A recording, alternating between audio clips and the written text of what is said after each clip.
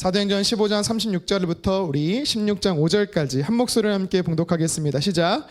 며칠 후에 바울이 바나바더로 말하되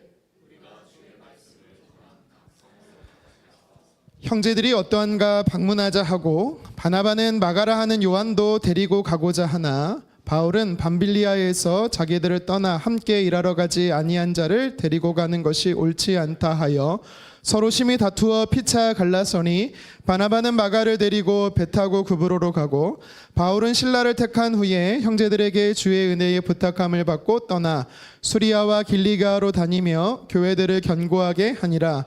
바울이 더베와 루스드라에도 이름에 거기 디모데라 하는 제자가 있으니 그 어머니는 믿는 유대 여자요 아버지는 헬라인이라. 디모데는 루스드라와 이고니온에 있는 형제들에게 칭찬받는 자니 바울이 그를 데리고 떠나고자 할새 그 지역에 있는 유대인으로 말미암아 그를 데려다가 할례를 행하니 이는 그 사람들이 그의 아버지는 헬라인인 줄 다 알미러라. 여러 성으로 다녀갈 때에 예루살렘에 있는 사도와 장로들이 작정한 규례를 그들에게 주어 지키게 하니 이에 여러 교회가 믿음이 더 굳건해지고 수가 날마다 늘어가니라. 아멘. 본문을 가지고 하나님의 마음을 품다, 하나님의 마음을 품다라는 제목으로 말씀을 전하도록 하겠습니다. 제가 광고 하나를 빠뜨렸는데요, 중요 광고입니다. 다음 주 이 시간에는요, 우리 유창수 선교사님, 우리 인도팀, 우리 콜카타 가시죠? 그 콜카타 우리를 이제 맞아줄 우리 선교사님이 유창수 선교사님이신데요. 감사하게도 딱 요때 비자갱신 때문에 한국에 들어오신대요. 그래서 3주 정도 시간이 되는데 잽싸게 16일 날 들어오시는데 18일에 바로 오시는 걸로 시차 적응 안 되는 상황 속에서 시차 근데 얼마 차이 안 나요? 2시간 나나? 그래서 오시기로 했습니다. 그래서 특별히 우리 인도팀들은 시간이 되면 예배 전에 우리 선교사님하고 교제할 수 있는 시간이 있었으면 좋겠습니다. 하나님의 마음을 품다, 하나님의 마음을 품다라는 제목으로 다시 한번 말씀 전하도록 하겠습니다. 오늘부터 이제 바울의 2차 전도 여행 여정을 여러분과 함께 살펴보려고 합니다. 바울의 2차 전도 여행은요, 방금 우리가 읽은 사도행전 15장 36절부터 18장까지 이어져요. 1차와 2차 사이에는요, 큰 바울에게 있어서 개인적으로 두 가지의 중요한 사건이 있었습니다. 사도행전 15장에서 살펴본 것처럼 이방인들이 어떻게 구원을 받느냐, 이 문제 때문에 안디옥 교회뿐만 아니라 온 초대교회가 난리가 났었잖아요. 그래서 예루살렘에 모여서 종교회의가 이제 열리게 됐었는데 이게 한 가지 중요한 사건이었었고요. 사실 이것보다 더 먼저 어떤 사건이 있었냐면 바울이 갈라디아 남쪽이죠. 갈라디아 남쪽을 중심으로 해서 1차 전도여행을 했었었는데 그곳 교회에 서신서를 처음 보내요. 그게 어디냐면 갈라디아서입니다. 그래서 갈라디아서를 썼고 또 그 다음에 종교회의를 했고 이 두 가지의 중요한 사건이 1차와 2차 전도여행 사이에 있었어요. 한 반년 사이에 있었어요. 그리고 나서 이제 본격적으로 2차 전도여행을 시작을 하는데 1차 전도여행과 달리 좀 크게 바뀐 게 몇 가지 있습니다. 뭐가 바뀌었을까요? 제일 먼저 뭐가 바뀌었냐면 동역자, 멤버십이 바뀌었어요. 함께 전도여행을 떠나는 사람이 바뀌었습니다. 1차 때는 바울이 누구랑 함께 했었죠? 바나바와 함께 했었죠. 주로 두 사람이 1차 때는 전도여행을 했었는데요. 2차 때는요, 우리가 방금 읽은 말씀에서 보면 알겠지만 밤빌리아 버가에서 예루살렘으로 돌아갔던 마가를 2차 때 합류시키느냐 마느냐의 문제로 인해서요, 다툼이 일어납니다. 바나바와 바울이 다툼이 일어나요. 그냥 의견 차이 충돌이 아니라 심하게 다툽니다. 어느 정도 다투냐면 함께 갈 수 없을 정도로 다퉈요. 그래서 멤버가 어떻게 변하죠? 39절에 보면 바나바는 마가를 데리고 구브로로 가고, 그리고 40절과 41절에 보면 바울은 어떻게 하죠? 누구를 데리고? 실라를 데리고 다른 여정으로 전도여행을 떠납니다. 이렇게 멤버십이 바뀌어요. 그러면 바울과 함께 했던 동역자가 누구였을까요? 누구였을까요? 신라만 있었을까요? 백제랑 고구려도 있었겠죠. 이렇게 터질 줄 몰랐어요. 할렐루야. 네, 애들은 심각해하네요. 네. 신라만 있었던 게 아닙니다. 우리가 방금 읽었던 16장에 보면 디모데도 루스드라라는 곳에서 픽업을 해요. 합류시킵니다. 우리 같이 사도행전 16장 3절 상반절 말씀을 같이 한번 읽겠습니다. 바울이 그를 데리고 떠나고자 할세. 루스드라라는 지역에서 디모데가 바울이 픽업을 하고 함께 전도 여행을 다녔어요. 끝까지 함께 합니다.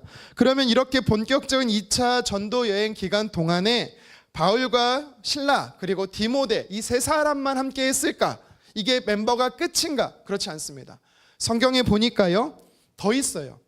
우리가 오늘은 읽진 않았지만 다음 해당하는 본문인 16장 9절에 보면 우리 한번 사진을 한번 보여드리겠습니다. 사진에 보면 동그랗게 표시된 지역이 있어요. 그렇죠? 저기가 어디냐면 드로아입니다. 무시아 땅 안에 있는 드로아예요.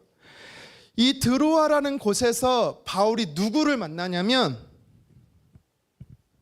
원래 이제 여기서 갈라디아라고 써져 있는데 보이죠? 갈라디아 써져 있는 그 위쪽이 이제 비두니하고 조금 더 가면 본도라는 곳인데 원래 저쪽 지역으로 가려다가 우리가 잘 아는 것처럼 저기서 이제 환상을 한번 보잖아요. 근데 이때 성경을 자세하게 보니까 그 전까지는 그들이라고 표시되어 있다가 드로아 땅에 갑자기 우리는 이라고 바뀌어요. 그 얘기는 뭐예요? 지금 사도행전을 쓰고 있는 저자가 드로아 땅에서부터 바울의 선교팀에 합류했음을 이야기하는 겁니다. 우리 사도행전 16장 10절을 같이 한번 읽어보도록 할게요. 시작. 바울이 그 환상을 보았을 때 우리가 곧 마게도냐로 떠나기를 힘쓰니. 아멘. 우리라고 표시되어 있죠. 여러분 사도행전은 누가 기록했죠? 누가 기록했어요? 누가가 기록했어요. 그러니까 누가도 이 드로아 땅에서부터 언제부터인지는 모르겠는데 성경은 이 드로아 땅에서 합류했음을 이야기하고 있는 거죠. 더 정확하게 말하면 빌립보까지 함께 합니다. 마게도냐 전체를 같이 다닌 게 아니라 빌립보까지 함께 해요. 그리고 나서 이거 아닌데요. 사도행전 17장 1절에 보면 다시 그들로 바뀌어요. 그들에서 시작했다가 우리는이었다가 다시 그들로 바뀝니다. 주어가. 무슨 말이에요? 합류했던 누가는 어떤 이유인지는 모르겠지만 중도의 포기는 아닙니다. 중도의 다른 곳으로 갔다라고 성경이 이야기하는 것이죠. 그래서 정리해보면 이렇습니다. 갑자기 저 자막이 보였고 제가 헷갈렸어요. 그 다음이 자막인가요? 사진인데. 자, 이게 끝일까? 네, 그냥 보여주세요. 네, 보여주세요. 이게 끝일까? 끝이 아니죠. 또 있어요. 누가 더 있는지 아세요? 바울이 처음 안디옥에서부터 전도여행을 시작할 때 실라를 데리고 시작했고, 그다음에 루스드라 땅에서 우리 디모데를 합류시켰고, 조금만 더 가서 드로아에서 이제 누가가 합류했어요. 빌립보까지 합류했습니다. 자, 이게 끝이 아니에요. 또 있어요. 성경을 자세하게 읽으면, 자, 다음 사진 한번 보여주시겠습니까? 자, 다음 사진에 보면 왼쪽에 어디가 나오죠? 고린도가 있어요. 보이나요? 자, 고린도라는 곳에서요 누구를 만나는지 알아요? 우리가 잘 아는 믿음 좋은 부부 브리스길라와 아굴라를 만나요. 원래는 이 브리스길라와 아굴라가 로마에 살았다라고 이야기를 해요. 그런데 이제 로마 황제 클라우디우스가 유대인들을 추방시켜요. 추방시킬 때 고린도로 왔다라고 이야기를 하죠. 마침 그때 바울하고 잡이 같았어요. 일하는 게 같았습니다. 장막치는 일을 같이 해서 서로 깊은 교제를 나눴어요. 이들은 원래 복음을 가지고 있었던 사람이, 예수님 믿었던 사람들입니다. 그래서 그렇게 교제하다가 바울이 두 사람은 콜링을 합니다.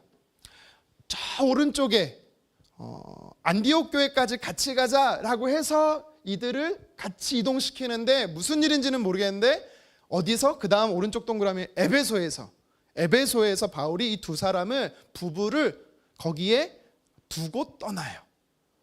그래서 이렇게 정리하면 이래요. 바울의 전체 2차 전도 여행의 동역자를 정리하면 이렇습니다. 다음 한번 자막 보여주겠어요.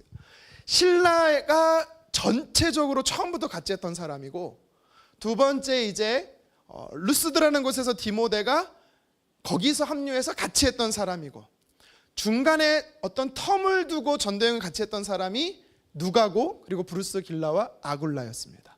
이렇게 멤버가 2차 전도여행으로 구성이 됩니다. 감사합니다. 힘들었네요. 1차 때는 바울과 바나바, 물론 중간에 마가가 잠시 함께 했었지만 2차 때는요 멤버가 싹 바뀌어요. 그렇죠? 바나바 입장에서는 마가랑 가고, 성경은요 또 누가 합류됐는지에 대해서 더 이상 기록하고 있지 않아요. 페이드 아웃 됩니다. 이 바나바에 대해서는 페이드 아웃 되고, 스토리라인을 누구에게 잡냐면 바울에게 잡아요. 그래서 바울이 누구와 함께해서 전도여행을 했는지를 성경이 가르쳐주고 있어요. 자, 두 번째, 1차 전도여행과 바울의 2차 전도여행에 있어서 큰 차이점이 있습니다. 또 어떤 차이점이 있을까요? 방문했던 지역이 달라요. 방문했던 지역이 1차와 확 다릅니다. 바나바는 바울하고 헤어지고 나서 어디로 갔다 그랬죠?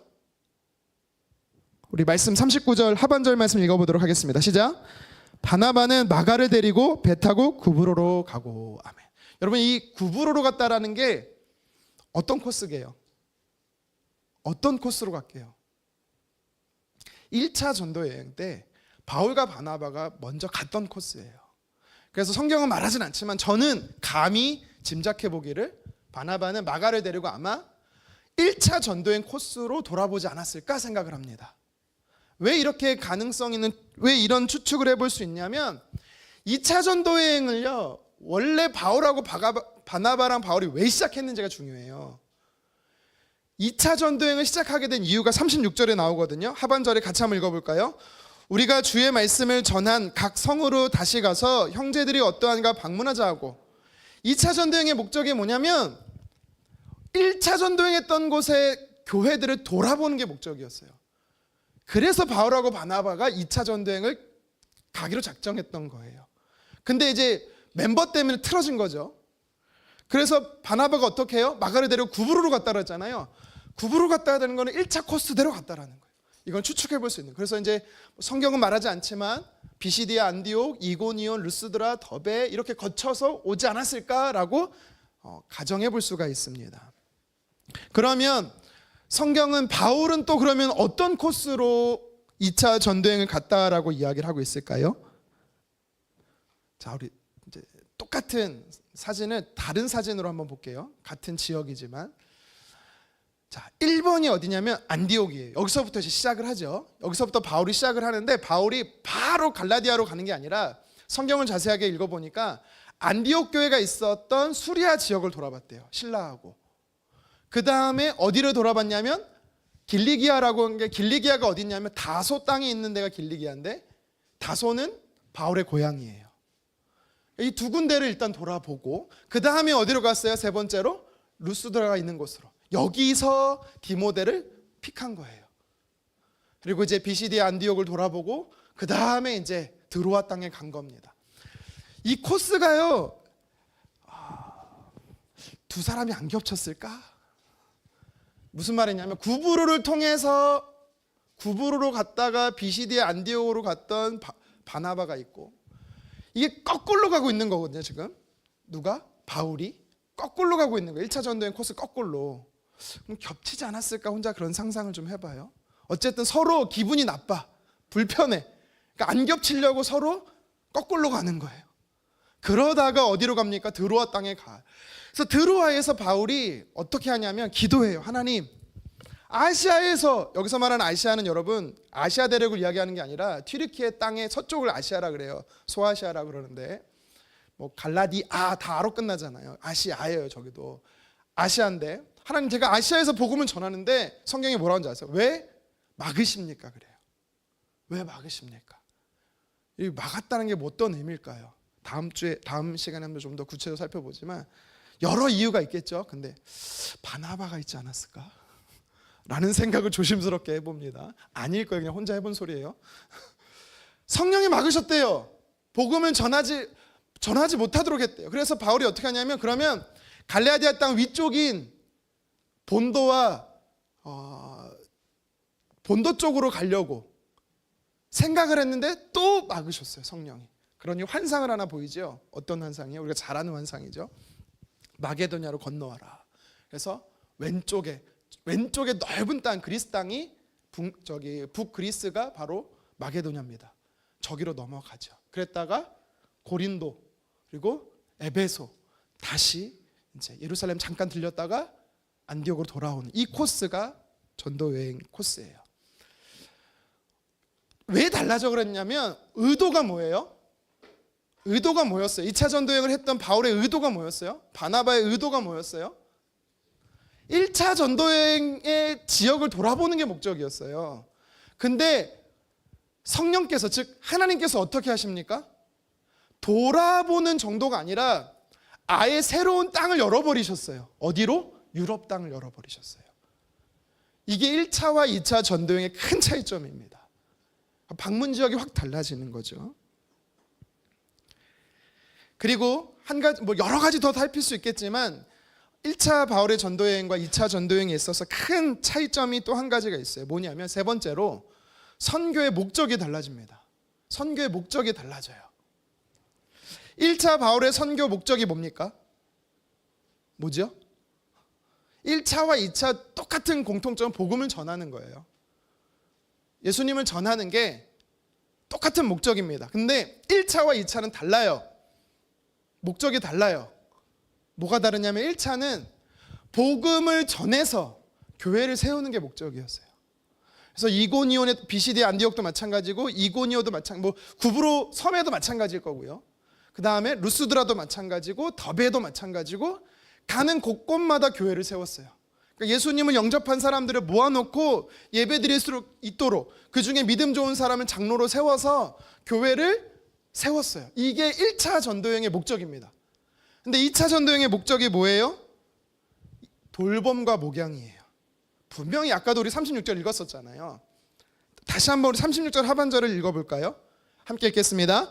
우리가 주의 말씀을 전한 각 성으로 다시 가서 형제들이 어떠한가 방문하자 하고. 아멘. 비시디 안디옥으로 가보자. 이고니온으로 가보고 루스드라로 가보고 더베로 가보자. 구브로로 가보자. 왜요? 교회가 잘 세워져 있는지, 우리가 교회를 세워놓고 왔는데 교회가 멀쩡한지 괜찮은지, 성도들은 어떤지 돌보고 오자. 1차는 교회의 개척이 목적이었으면 2차 전도여행은 돌봄이 목적이었어요. 그러니까 전도여행의 목적이 확연하게 다릅니다. 그래서 여러분, 이걸 통해서 우리가 뭘 알 수 있냐면, 복음을 전해서 교회를 세우는 것도 참 중요하지만 세워진 교회가 건강하게 자라는지도 우리는 관심을 가져야 되는 것입니다. 부모 입장에서 아이를 낳는 것도 중요하지만 그 낳은 아이를 키우는 것도 못지않게 중요한 거랑 똑같아요. 1차 전도여행 때 세워진 교회들이 적지 않은 어려움을 겪고 있었습니다. 어떤 어려움이 있었을까요? 바울이 복음을 전할 때마다 유대인들이 엄청 핍박했잖아요. 죽이려고 했잖아요. 또 이방인들, 루스드라 땅 같은 데서는 이방 신을 막 섬기지 않으며 이방 신을 섬기는 신전도 있었잖아요. 그래서 이방 신을 안 섬긴다고 엄청 핍박이 있었어요. 그래서 그런 교회들을 돌아보고 성도들의 믿음을 굳게 하기 위해서 2차 전도여행을 시작했던 것입니다. 자, 이렇게 1차 전도여행과 달라진 2차 전도여행, 이제 본격적으로 시작을 했는데요. 그 시작을 우리가 오늘 읽었어요. 그러면 우리가 읽은 이 말씀에서 오늘 저와 여러분에게 주신 영적 의미가 뭔지를 몇 가지 구체적으로 한번 살펴보도록 하겠습니다. 성경이 주는 영적 메시지 첫 번째는 이겁니다. 하나님은 우리의 연약함을 선하게 사용하신다라는 거예요. 하나님은 우리의 연약함을 선하게 사용하신다. 하나님은요, 누구를 쓰실까요? 하나님은 어떤 사람을 쓰실까요? 저 같은 사람 쓰시겠죠. 어떤 사람이 저 같은 사람이죠? 뻔뻔한 사람. 거룩한 사람, 준비된 사람, 저 말고요. 저가 아니고, 성경에 보면 하나님은 거룩히 구별된 사람, 또 준비된 사람, 순종하는 사람, 하나님 이런 사람 쓰십니다. 그렇죠? 그런데 어떤 사람도 쓰신다? 연약한 사람, 실수하는 사람도 하나님 쓰십니다. 여러분 질문 한 가지 해볼게요. 솔직하게, 정직하게 한번 대답해 보세요. 마가가 1차 전도여행 때 중간에 포기하고 돌아갔어요. 이 문제 때문에 2차 전도여행에 합류시키냐 마냐 이 문제 때문에 난리가 났어요. 기어이 분열돼서 갈라섰거든요, 두 사람이. 진짜 질문은 뭐냐면 마가에게 또 한 번의 기회를 주는 게 옳을까요? 바나바처럼 마가를 합류시키는 게 옳을까요? 베드로처럼 끊어내는 게 옳을까요? 1번 베드로, 자꾸 베드로래. 1번 바나바, 2번 바울. 자, 난 1번이다. 다들 감정이 안 좋아, 자신이 없죠? 그럼 나는 그래도 바울이다. 바울이 맞다. 넌 왜 2번 들어?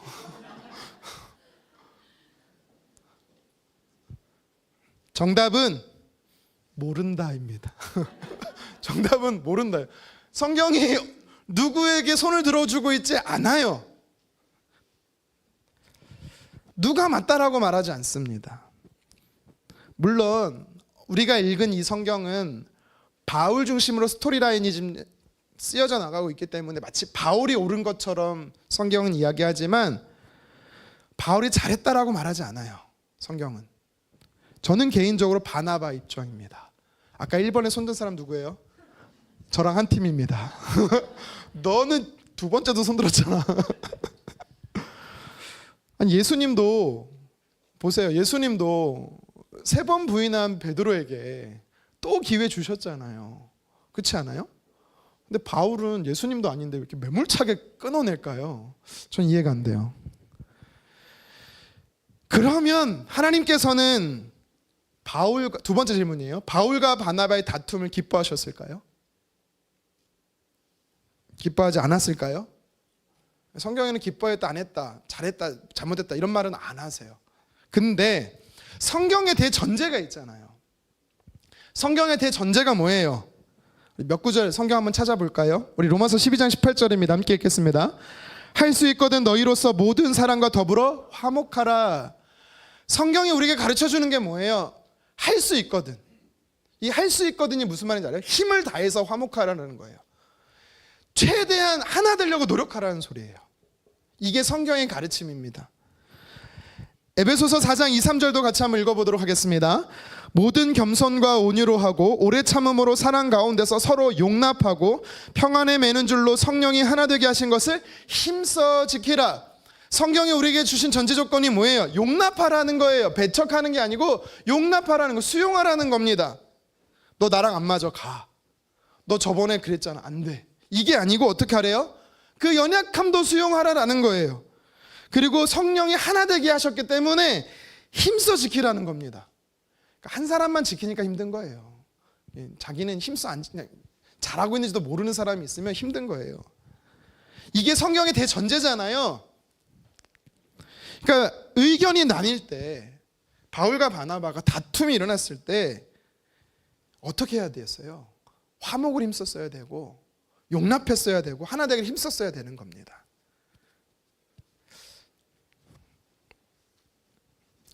근데 그거 아세요?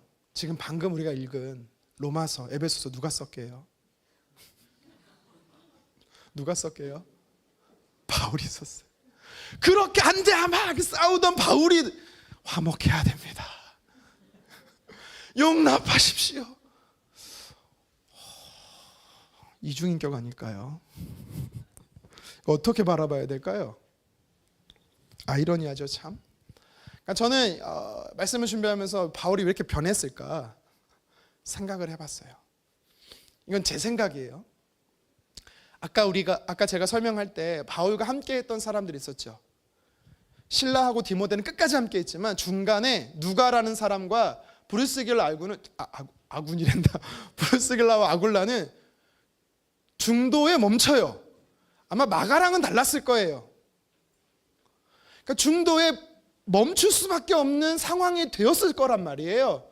그걸 보면서 바울이 어떤 생각을 가졌을까요?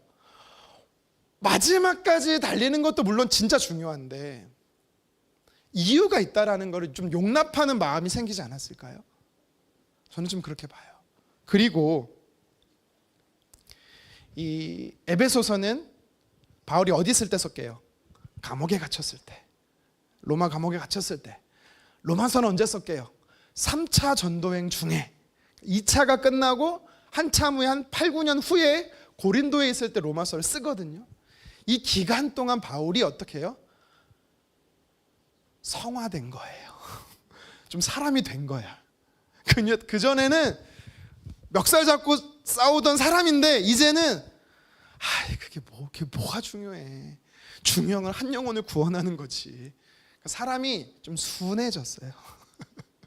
전투적인 사람이었는데, 공격적인 사람이었는데 복음을 전하면서 막 이런 저런 어려운 상황에 부딪혀 보니까 이게 중요한 게 아니구나. 본질이 그게 아니구나.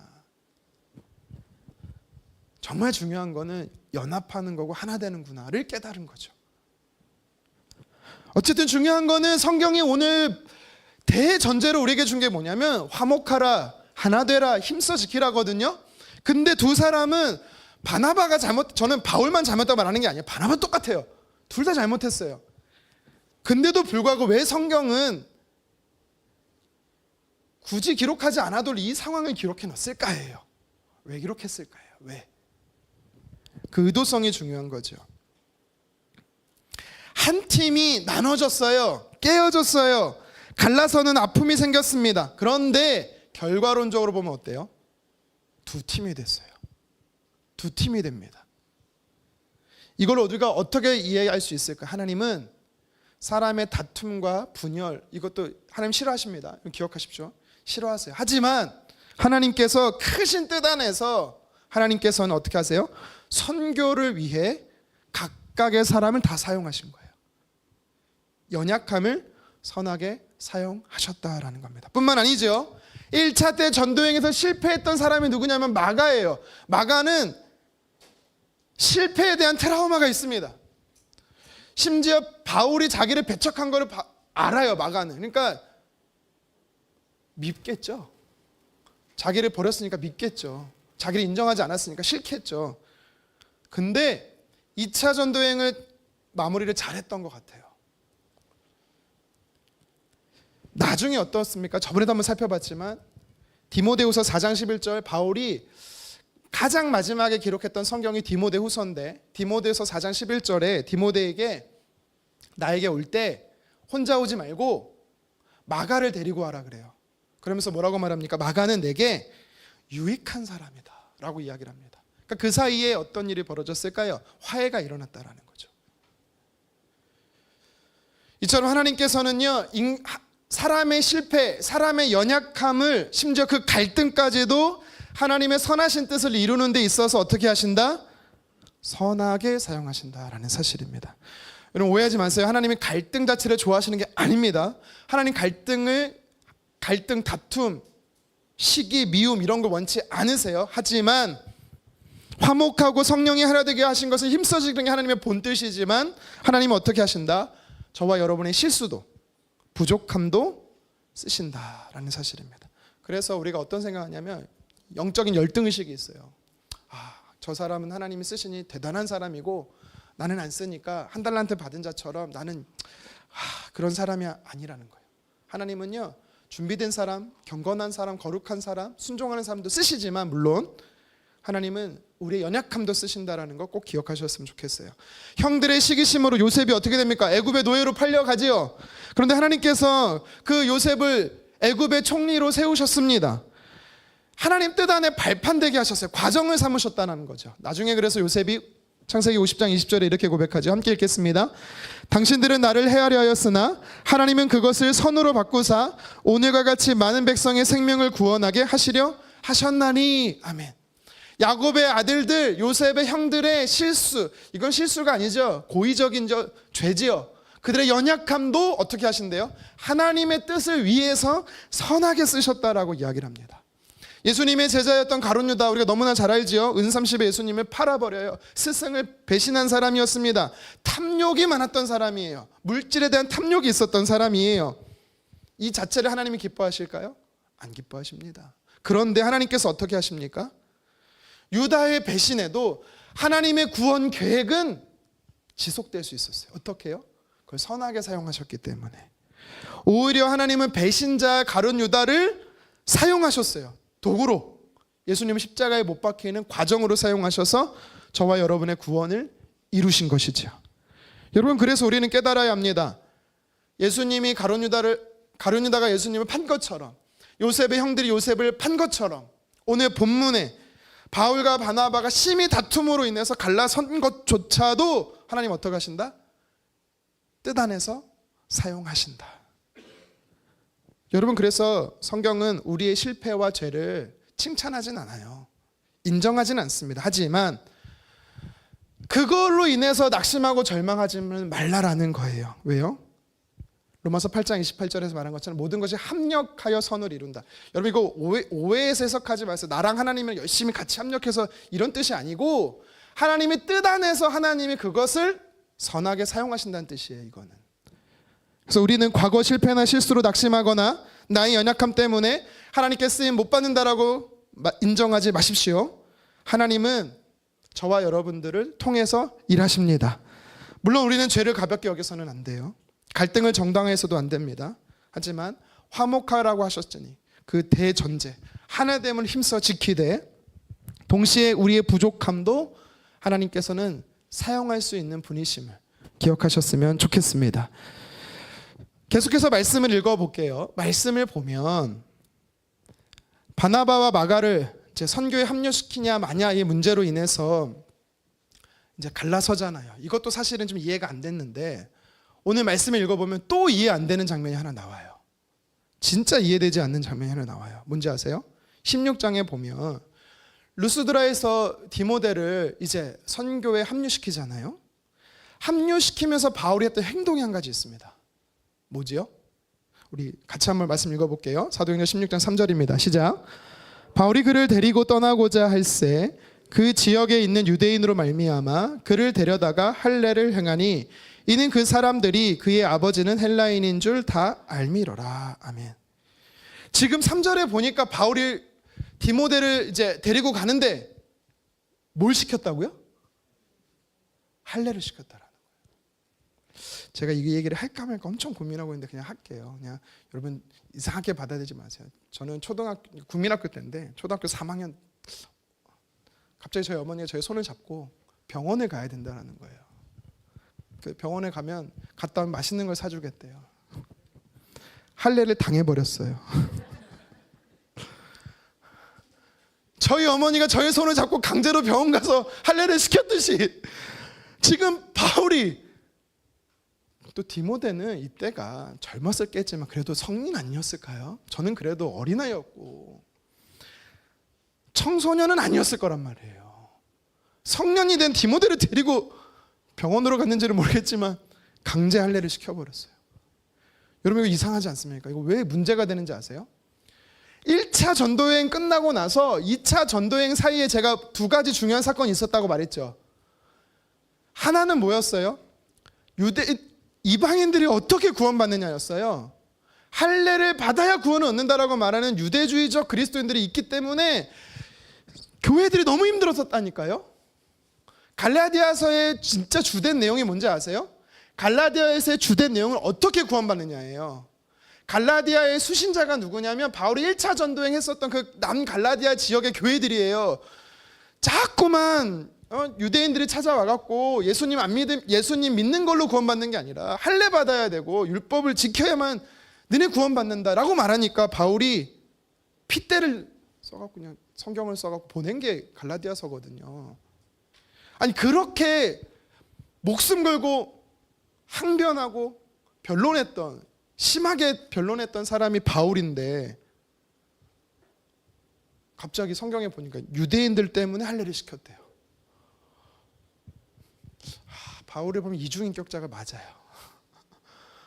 그렇게 싸우더니 화목하라 그러고, 할례하지 마라 하더니 자기는 할례하고. 죄송합니다. 네. 왜 그랬을까요? 바울이 왜 그랬을까요?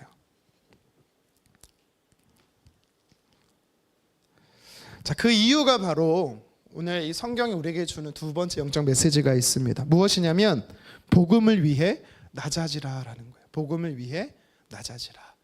이거는 좀 더 이야기시키면 권리를 포기하라, 내려놓으라라는 뜻도 됩니다. 1차 전도행이 끝나고 나서 순서대로 말하면, 물론 갈라디아서 저작서를 이제 두 가지로 보는데, 저는 우리 합동측 교회는 저도 마찬가지지만 남갈라디아서로 봐요. 그러니까 종교회의 일어나기 전으로 보거든요.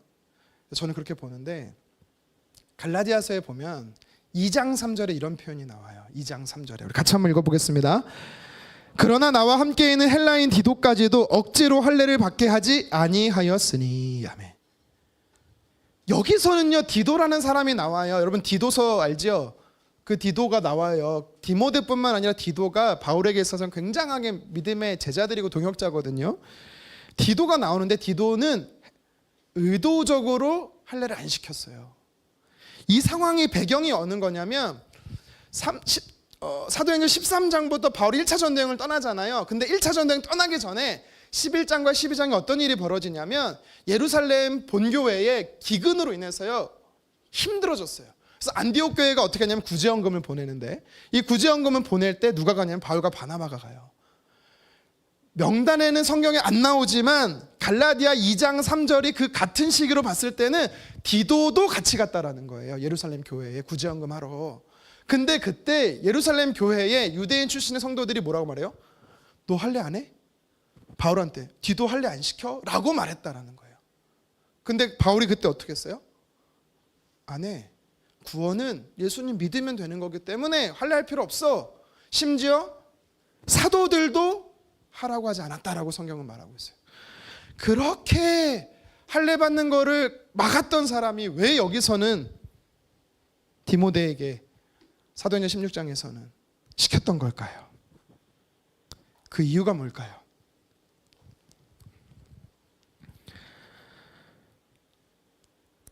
우리 사도행전 16장 1절 하반절을 같이 한번 읽어보도록 하겠습니다. 시작. 거기 디모데라 하는 제자가 있으니 그 어머니는 믿는 여자요, 유대 여자요, 아버지는 헬라인이라. 아멘. 자, 루스드라, 더베 루스드라 땅으로 갔더니 성경이 우리에게 직접적으로 주는 정보가 한 가지 있어요. 어떤 정보예요? 유대 여자가 있대요. 유대 여자. 근데 그냥 여자가 아니고 믿는 여자. 이게 무슨 말이에요? 유대인이지만 유대 출신의 그리스도인이 된 여자. 그 이름이 누구예요? 디모데후서 1장 5절에 보면 유니게. 유니게라는 여인이 있었고, 또 아들이에요. 아들인데 성경이 뭐라고 오늘 기록하고 있어요? 제자 디모데. 그러니까 이걸 보면서 우리가 뭐라 할 수 있냐면, 엄마 유니게도 아들 디모데도 예수님 믿고 있었다라는 거예요. 루스드라 땅에서 신앙생활하는 사람들인데 믿고 있었다. 이건 아마 추측해보는 거는 바울이 1차 전도행을 할 때 루스드라에서 어떤 일이 일어나죠? 태어날 때부터 일어나지 못한 사람 고쳐주잖아요. 아마 그 사건을 통해서 이 사람들이 유대인들이었지만 예수님 믿게 되지 않았을까라고 생각해 볼 수 있는 거죠. 어쨌든 분명한 사실은 믿음 좋은 유대인 출신의 성도 디모데를 픽업했던 거예요. 근데 특징이 뭐냐면 유대인인데 할례를 안 했던 거예요. 자, 보세요. 우리나라 사람은요, 남자든 여자든 외국인하고 결혼을 해서 자녀를 낳으면 그 자녀는 국적이 어디죠? 이중 국적이 됩니다. 우리나라는 아버지, 그러니까 남자가 여자, 그렇게 말하면 안 되죠. 제가 누구랑 결혼하면 안 되죠. 그러니까 외국인 여자랑 결혼했을 때 자녀를 낳으면 아들을 낳든 딸을 낳든 다 한국 국적을 가질 수 있어요. 여자도 마찬가지입니다. 외국 남자랑 결혼해서 자녀를 낳아도 한국 국적을 가질 수가 있어요. 그런데요, 유대인은 좀 달랐어요. 그 당시 초대교회 문화는 좀 달랐어요. 어떤 문화가 있냐면, 유대인 남자가 이방인 여자랑 결혼해서 자녀를 낳으면 그 자녀는 국적이 어디게요? 유대인이 될 수가 없었어요. 바로 유대인이 될 수가 없었어요. 나중에 개종을 해야 됐었어요. 근데 유대인 여자가 이방인 남자랑 결혼을 하면 자녀를 낳잖아요. 그러면 국적이 어디라고요? 유대인이었어요. 모계 혈통이었어요. 그러면 디모데는 국적이 어딜까요? 유대인이었던 거예요. 유대인이었지만 할례를 했다 안 했다? 안 하고 있었다라는 거예요. 디도는 원래 헬라인이었어요. 이방인이었습니다. 디모데는 유대인이었어요. 이 차이를 알겠시겠죠? 그게 뭐 이렇게 중요한가? 지금 표정들이 뭐 유대인이면 유대인이고 뭐 이게 중요한가 그러고 보시는데, 이게 되게 중요한 게 뭐냐면, 이유가 뭐냐면 바울이 헬라인들은 끝까지 일부러 할례를 안 시켰어요. 근데 유대인이었기 때문에, 디모데가 유대인이었기 때문에 시킨 거예요. 왜냐하면 여러분, 바울이 1차 전도행 때 주로 모르는 지역에 가면 제일 먼저 어디 갑니까? 회당에 가죠. 회당은 누가 모이는 곳이에요? 유대인들이 모이는 곳입니다. 바울이 거기서 예수님을 전했거든요. 유대인이었기 때문에 전할 수가 있었어요. 근데 실라도 유대인이고 디모데도 유대인인데 디모데한테 복음을 전해 이랬는데 사람들이, 야, 너 유대인이야? 너 근데 왜 할례를 안 했어? 넌 유대인 아니야. 나 너한테 복음 들을 수 없어. 이렇게 된다니까요. 무슨 말이냐면 바울이 할례를 구원의 조건으로 디모데에게 시킨 게 아니고요. 한 사람의 영혼에게 복음을 전하려고 하는데 복음을 전하지도 못하고 장애물이 생기는 거예요. 그거를 미연에 제거시킨 겁니다. 이해되시겠죠? 그래서 중요한 거예요. 바울에게 있어서는 선교적 원칙이 있었어요. 전략이 있었습니다. 1, 2, 3차 전도여행 때 원칙이 있었어요. 뭐냐면 고린도서 9장 19절이에요. 우리 같이 한번 읽어보도록 하겠습니다. 내가 모든 사람에게 자유로우나 스스로 모든 사람에게 종이 된 것은 더 많은 사람을 얻고자 함이라. 고린도 전서 9장 20, 21, 22, 23 쭉 무슨 내용이 나오냐면, 내가 유대인을 얻고자 유대인처럼 되겠다. 내가 율법을 모르는 사람들하고 그들을 얻고자 율법을 없는 자처럼 되겠다. 믿음이 약한 자에게는 내가 그 사람을 얻고자 믿음이 연약한 자가 되겠다. 바울이 이렇게 이야기를 하고 있어요. 왜요? 그 사람을 구원시키려고. 그러니까 바울은요, 어떤 원칙이 있었냐면, 예수님 믿고 구원 얻는다는 이 원칙을 부정하진 않았어요. 절대 이건 타협하지 않았습니다. 그런데 이 복음을 전하기 위해서는요, 유대인들에게 있어서는 일단 유대인처럼 되어줘야 되는 거예요. 그래서 디모데가 할례를 받으면 원래 유대인이거든요. 유대인으로서 복음을 전하기에 수월했던 거예요. 그래서 그런 거예요. 그래서 여러분, 이 사실이 참 중요한 메시지를 담고 있어요. 우리도 그래야 된다는 거예요. 우리는 선교를 가잖아요. 한국 선교사님들이요, 다 이렇게 외국에 나가 보면 연합을 해요. 선교사님들이 연합을 참 잘해요. 특히 유럽 사람들이 연합을 잘하는데 연합을 정말 못하는 종족이 하나 있어요. 민족이 있어요. 그게 뭐냐면 우리 한국 사람이래요. 왠지 아세요? 한국 사람은 딱 정해진 대로만 해야 돼. 선교사들의 모임을 하는데 성경책을 안 갖고 와? 그럴 수 없는 거야. 한 손에 저도 지금 패드로 갖고 있는데 성경책을 갖고 와야 선교사 모임이 시작돼. 한국 사람들은 선교사들의 모임이 일단 기도부터 해야 돼. 기도 안 하면 선교 모임이 안 돼. 근데 여러분, 웨스턴들은 되게 자유로워요. 가방을 열면 뭐가 나오는지 아세요? 킥보드 나와요. 가방을 열면 게임기 나와요. 선교사님들 모이면 뭐 할 것 같아요? 음료 마시고 차 마시고 그래요. 뭐 어떻게 하면 복음을 전할까, 이런 얘기 잘 안 해요. 외국 선교사님들이. 그러니까 그게 잘못됐다는 건 아닌데, 한국 선교사님들은 자기만의 갖고 있는 고정된 관념대로 안 하면 연합하지 않아요. 잘. 그래서 그냥 한국 사람은 한국 사람들끼리만 사역해요. 외국 나가 보면. 오늘 성경은 바울이 디모데를 할례를 시키는 것을 통해서 우리에게 무엇을 이야기하고 있습니까? 진리가 아닌 문제는 고집 부리지 말라라는 거예요. 하나님께서 성경을 통해 우리에게 주시지 않은 메시지는, 그러니까 진리 외의 말씀은 그냥 수용해 주라는 거예요. 고집할 필요가 없다라는 거예요. 자쿠를 꼭 채워야 됩니까? 설교 때 넥타이를 꼭 해야 돼요? 우리 교단은 해야 돼요. 안 하면 안 돼요. 그래서 저도 하잖아요. 새벽 예배만 안 하고. 이거는요 진리가 아니잖아요. 그렇잖아요. 예. 어떤 교단은 가운을 입어야 된다고 하더라고요. 안 입으면 안 돼요? 여러분 우리도 한 영혼을 얻기 위해서는요 예수 그리스도를 타협해서는 안 됩니다. 진리를 고수해야 돼요. 그런데 그들에게 복음을 전하기 위해선 희생할 수 있어야 돼요. 그들처럼 되어주는 낮아짐이 우리에게 필요해요. 동질감이 필요해요. 모슬렘이라는 이슬람교를 믿는 사람들을 얻고자 이슬람으로 개종하는 것은 잘못됐지만 그들의 마음으로 그들이 이해할 수 있는 수준으로 낮아져야 복음이 들어갈 수 있는 겁니다. 근데 우리는 어떻습니까? 가정이나 일터에서 늘 내가 맡고 내 뜻대로 해야 되고 내 방식대로 하지 않으면 틀렸다라고 말한다면 그거는 그렇게 주장하는 사람이 틀릴 수 있음을 우리는 알아야 됩니다. 오늘 성경은 우리에게 물어요. 당신은 사람을 얻기 위해 한 영혼을 얻기 위해 얼마나 내려놓고 계십니까? 라고 묻는 겁니다. 예수님은 이 땅에 오시면서 하늘 보좌와 영광을 버리고 오셨다라고 이야기합니다. 저와 여러분을 구원하시기 위해서 나처럼 우리처럼 되셨다라고 이야기를 해요. 바울은 복음을 한 영혼을 얻고자 어떻게 합니까? 자기의 권리를 내려놨어요. 종이 되었습니다. 디모데는 어떻게 합니까? 신체적 희생을 했습니다. 그렇다면 우리는 어떻게 해야 될까요? 한 영혼을 얻기 위해서 내 자존심, 내 고집 내려놓을 수 있어야 되는 것입니다. 스타일 주장할 필요 없어요.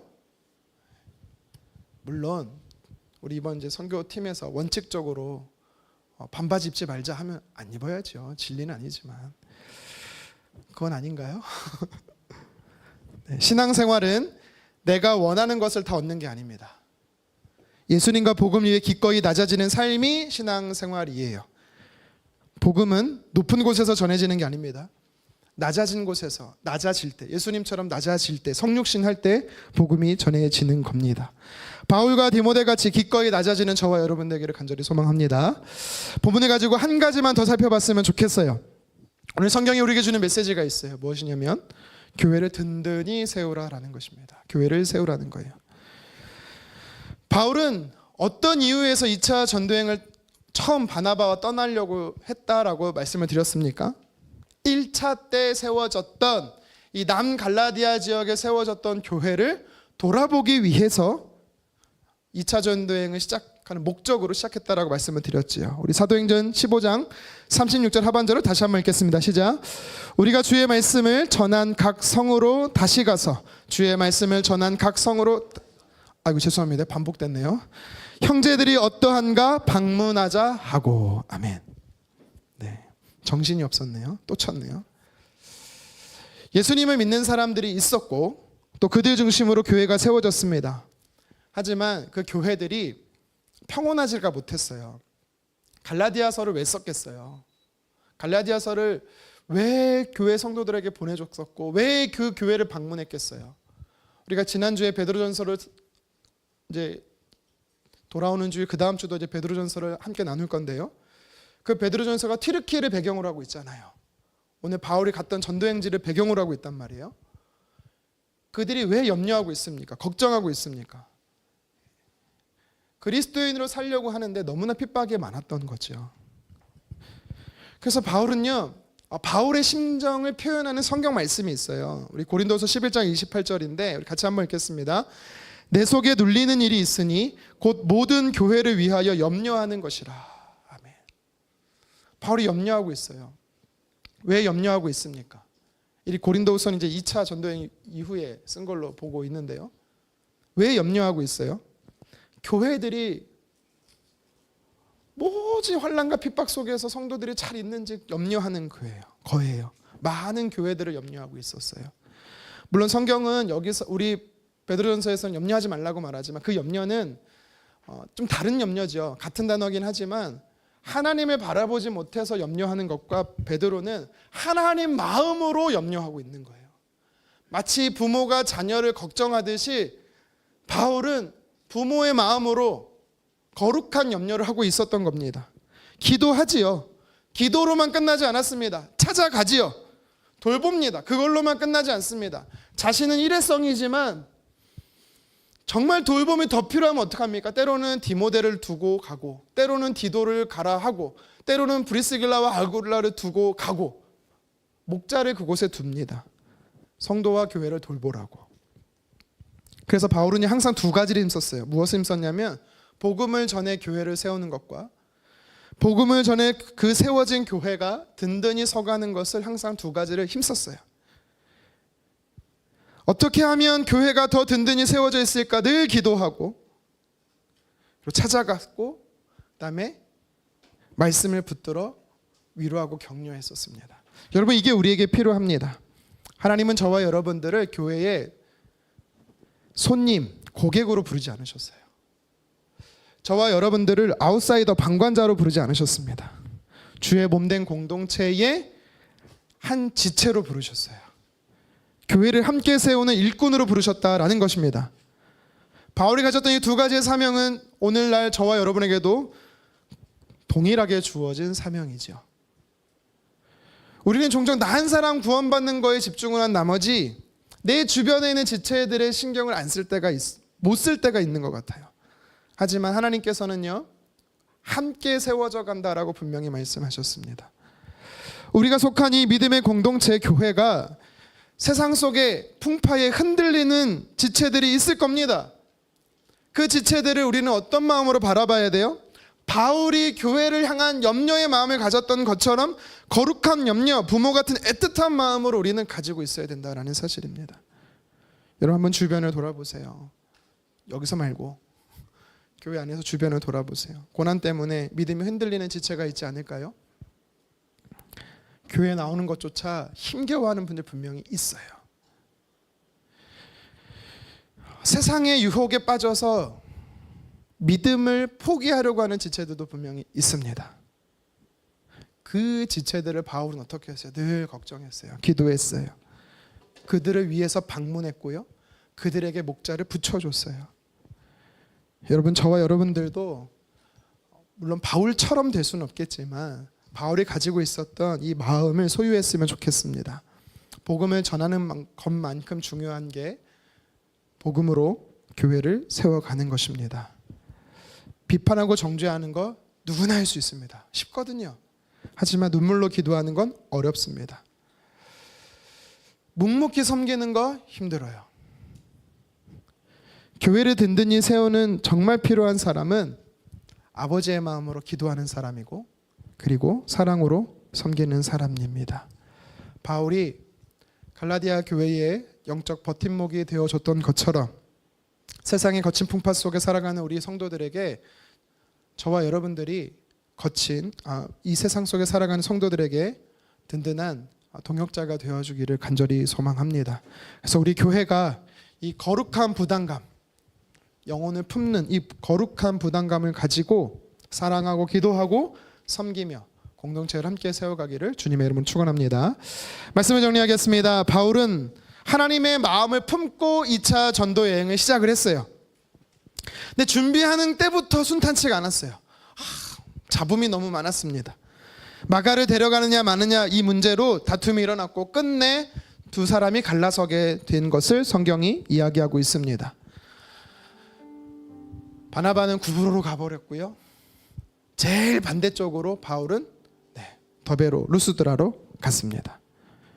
시작이 좀 불편하게 시작을 했지만 우여곡절 끝에 시작된 2차 전도 여행, 하나님께서 함께 하심으로 교회를 돌보는 일에 하나님께서 바울을 사용해 주셨음을 우리는 기억하기 원합니다.